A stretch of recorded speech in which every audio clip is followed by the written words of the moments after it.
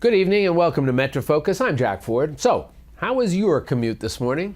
Most of us have a story behind the answer to that question. It is no secret New York City subway and bus riders have endured years of subpar service, as well as a dysfunctional and underfunded MTA, issues that both city and state officials have been trying to repair.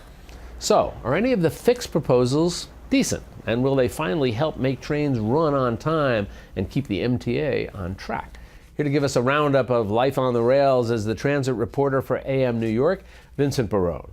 So, Vin, it's always a pleasure to have you here with us. We always feel like we learn a lot when we have a chance to chat with you. Yeah. Speaking of learning a lot, and it might be a little bit painful, but let's to set the stage for this conversation. List for us what are the major issues that the MTA is facing? Sure. I guess to start, as any New Yorker knows, the MTA is facing a series of service crises with reliability of their subway and bus service, and also their commuter rails, the Long Island Railroad and Metro North. But on top of that, they're also facing very large budget gaps for their operations and for their capital expenses, their big new projects, things like that. Why has that happened?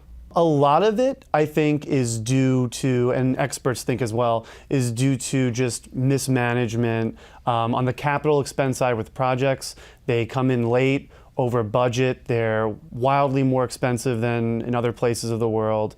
But also managerially, and the governor and other folks at the MTA have made this plain, there are redundancies and this bloated bureaucracy, as the governor calls it, that needs to be addressed in terms of efficiently running things there. All right. You lead me nicely to the next question when you're talking about bureaucracies. We saw very recently that Corey Johnson, council speaker, came out with a proposal. And the proposal was let New York City take over all of this. Thanks, New York State, but you know what? We've got to fix this, and we think we can fix it if we're running it ourselves.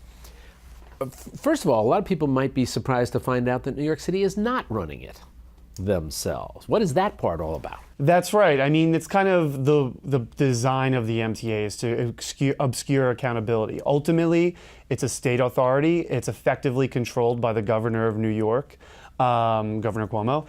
And really, I mean, New York City Transit is one of 6 agencies that's under the state control.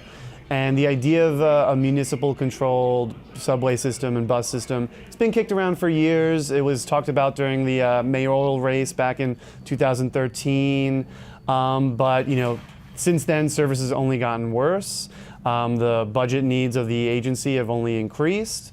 So the speaker is coming out with this new idea that theoretically would make accountability, it would be more clear who is in charge, and that would be the mayor and a new board of transit experts. Just as a side, and I don't know if you know the answer to this, I don't. Are there any other major cities in the country that don't run their own transit systems, where the state has as much of a role as it does here in New York City? It's hard. It can be hard to draw comparisons because there are other regional entities that control. Right. But it is a little bit peculiar. I mean, considering that so many New Yorkers rely on the system. Obviously, people coming in from the other parts of the region use it too, and that's where people would argue it's good that it's a state thing because people from upstate come into the city, ride the subways. It's a regional system, people from Long Island.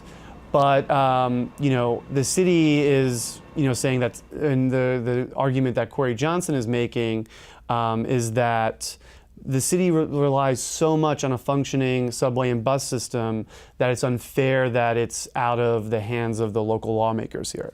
And I think there are a lot of people in the city that would probably be attracted to that argument, saying, if we're going to mess it up, let's mess it up ourselves. And if we have to fix it, maybe we'll take a shot at fixing it ourselves. Now, the governor in response said, all right, you take this over, you're going to forfeit about $10 billion worth of state funding. Does that have to happen? Theoretically, I wouldn't think so, but basically the biggest concern with a city-run subway and bus system is financing it, from what I've heard from experts.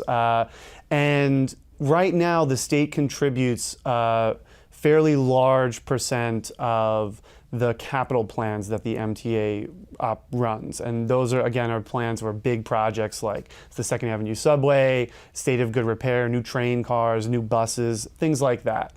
So basically what the governor is saying is that if you want to take the subways and buses, you can kiss that money goodbye. So that makes it kind of difficult because the speaker's plan does hinge on that state money flowing.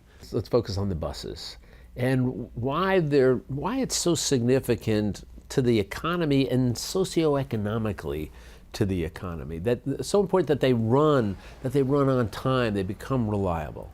Right. I mean, almost 2 million people ride the city's buses every day.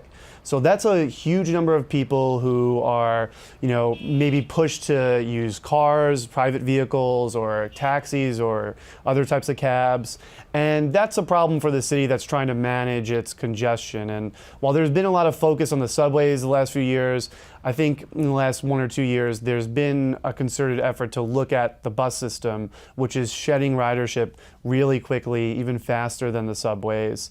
And so that's a big part. And also, the folks who ride buses, they typically are of lower income, they're, communities of color, and theoretically those are the people that, the city and the mayor are, trying to uplift, right? And trying to keep them. Trying Right. to keep them here in the city. And it sounds like you could end up with a vicious cycle, which is service is bad, people stop taking the buses, so you're going to get less money invested in the buses because less people are taking them, and it just sort of starts circling the drain. Is that a Right. possibility? Right. I mean, that's like a death spiral that a lot of elected officials are kind of concerned about, is that as ridership drops, they don't want to see a decreasing investment. They feel that increased investment, a look at reforms to the agency, whether it's city controlled or just on the state side, that needs to be the key to bring people back to transit and keep people riding or get people riding again. I suspect that you and I will still be talking about this down the road, but